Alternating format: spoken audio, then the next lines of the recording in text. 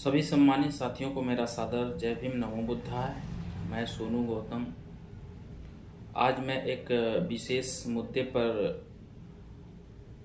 Video के माध्यम से आप सभी के बीच में कुछ बताना चाहता हूं। कुछ दिनों से बोध गया महाबोधि मंदिर को लेकर के बौद्धों के द्वारा आंदोलन किया जा रहा है, लगातार आंदोलन किया जा रहा है, लेकिन सरकार आंख और कान बंद करके चुपचाप तमाशा देख रही है, जो कि सीधे सीधे भारत देश के बौद्धों के साथ यह छल है, कपट है, बौद्धों के साथ अन्याय है, बौद्धों के साथ दुर्व्यवहार है।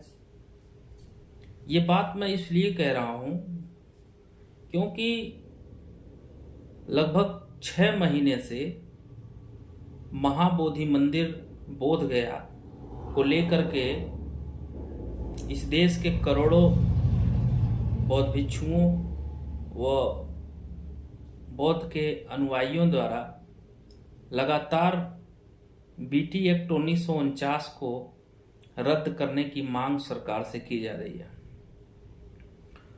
लेकिन सरकार सुनने को तैयार नहीं है। इसी पर मैं बात करना चाहूंगा कि आखिर यह भेदभाव बौद्धों के साथ क्यों? जब इस देश में हिंदू धर्म के मंदिर की बात हो या इस्लाम धर्म के मस्जिदों की बात हो या फिर अन्य धर्मों की बात की जाए, तो किसी भी धर्म के जो आस्था के स्थल होते हैं, चाहे वो मंदिर हो, मस्जिद हो, गुरुद्वारा हो,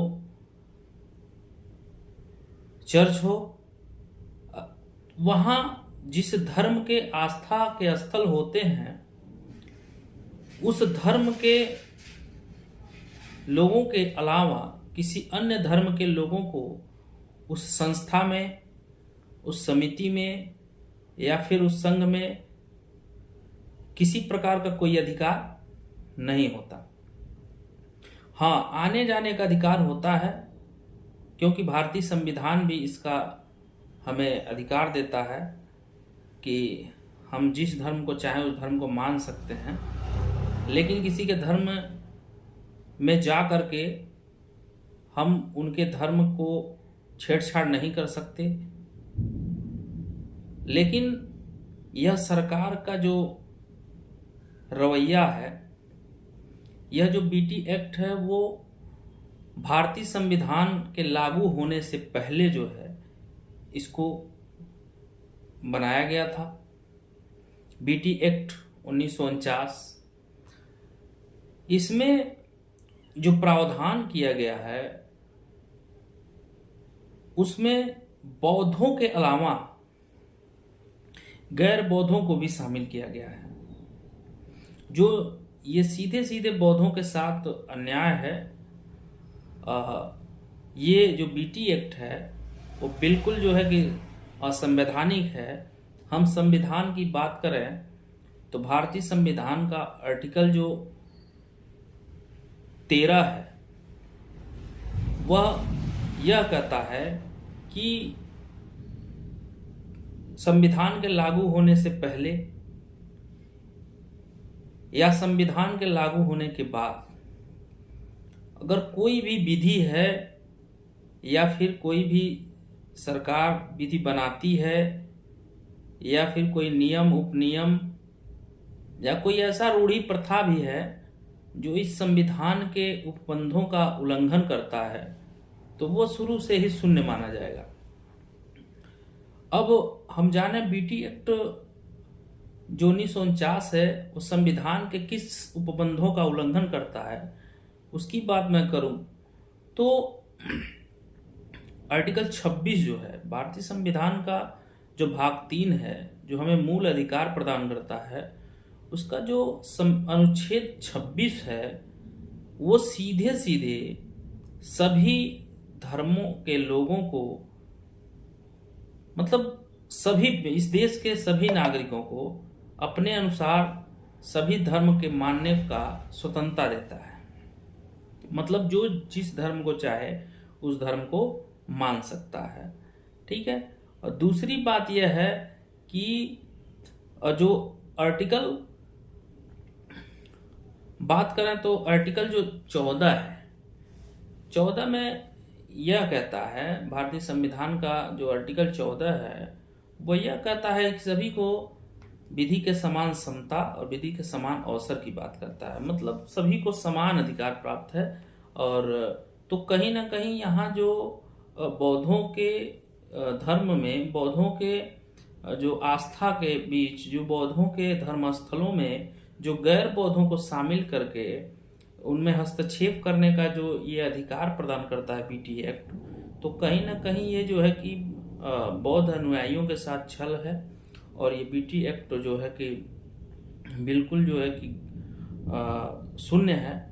जो ऐसा कोई भी एक्ट ऐसा नहीं हो सकता कि किसी धर्म के स्वतंत्रता को छीनता हो, किसी धर्म के साथ भेदभाव करता हो। तो ये बीटी एक्ट इसी तरह का एक्ट है जो कि धर्म के साथ भेदभाव करता है। अब मैं बात करूं आर्टिकल 51 का क, तो आर्टिकल 51 का क जो है वो भारतीय संविधान के जो आर्टिकल क है उसमें प्रत्येक नागरिकों के कर्तव्यों को के बारे में बताता है। तो आर्टिकल 51 का यह कहता है कि सभी देश के सभी धर्म के सभी लोगों को यह अधिकार है कि वे अपने विरासत को, अपने अपने धर्म की संस्कृति को बचाने का प्रयास करेंगे। तो ये बौद्ध जो है आज लगभग कई महीनों से अपने संस्कृति को, अपने विरासत को बचाने की लड़ाई लड़ रहे हैं। तो इस पे सरकार को ध्यान देना चाहिए और सरकार को ध्यान देते हुए जो है कि इस बीटी एक्ट को रद्द करना चाहिए। सरकार बौद्धों के विरासत को समाप्त न करे, क्योंकि ये इनकी सबसे बड़ी गलती होगी। क्योंकि इस देश जो भारत देश है इसका जो सम्मान दुनिया में है वो बौद्ध के ही वजह से है, तथागत बुद्ध की ही देन है कि आज पूरी दुनिया में भारत का सम्मान होता है। आज हमारे देश के प्रधानमंत्री हों या फिर कोई भी जो देश के उद्योगपति हों, कोई भी मतलब देश के बड़े जो पदों पे बैठे लोग हैं, वे अगर विदेशों में जाते हैं तो जा कर के वहाँ किसी अन्य महापुरुष या धर्मों की बात न करके वो सीधे सीधे यही कहते हैं कि हम भारत की धरती से आए हैं, हम बुद्ध की धरती से आए हैं। तो यह जो सम्मान हमें मिलता है दुनिया में, तो ये बौद्ध के ही वजह से है। और बुद्ध ही ऐसा मार्ग है, बुद्ध धम्म ही ऐसा मार्ग है, बुद्ध का ही धम्म ऐसा है जो हमें दुनिया में नंबर 1 पे ला सकता है। हम फिर से विश्व गुरु बन सकते हैं, देश में दुनिया में शांति लाया जा सकता है। तो सिर्फ और सिर्फ बुद्ध का ही मार्ग है। तो सरकार को इस पे ध्यान देना चाहिए। ये जो बिहार में जो आंदोलन चल रहे हैं इसको लेकर के सरकार को तत्काल जो है इस बीटी एक्ट 1949 को रद्द करते हुए और सीधे तौर पे वो महाबोधि बोध गया जो बुद्ध विहार है उसको बौद्धों के, पूर्ण रूप से बौद्धों का उस पर अधिकार देना चाहिए। और मैं उम्मीद करता हूं कि नीतीश कुमार जो बिहार के वर्तमान में मुख्यमंत्री हैं वे चाहें तो इसको कर सकते हैं। और अगर ये इस तरह का कार्य नहीं करते हैं, अगर ये बीटी एक्ट 1949 को रद्द नहीं करते हैं, तो आने वाले जो चुनाव हैं उसमें इनको इसका परिणाम भुगतना होगा। और देश में दिन प्रतिदिन महाबोधि मंदिर बोध गया का जो आंदोलन है वो दिन प्रतिदिन बढ़ता चला जा रहा है और धीरे धीरे पूरे देश में यह एक विशाल आंदोलन का रूप लेगा। तब जाकर के सरकार इस आंदोलन को रोक नहीं पाएगी।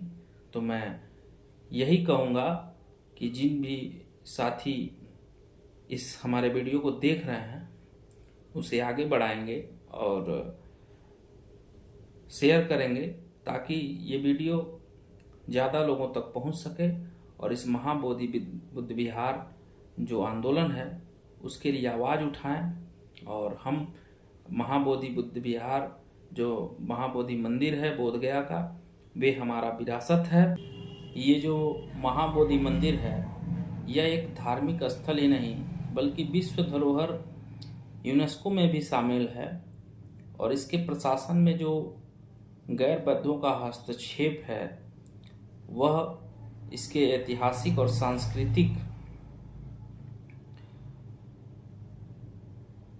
विरासत को खतरे में डालता है और सीधे सीधे जो है कि भारतीय संविधान का जो अनुच्छेद 51 का है उसका उल्लंघन करता है। इसलिए मैं बिहार सरकार नीतीश कुमार जी से निवेदन करता हूं, आग्रह करता हूं कि इस बीटी एक्ट 1949 को समाप्त कर दूसरा किसी अधिनियम को तैयार करके और महाबोधि मंदिर बोधगया पर पूर्ण रूप से बौद्धों को अधिकार दिया जाए और उसमें कहीं किसी प्रकार का किसी गैर बौद्धों का हस्तक्षेप न हो।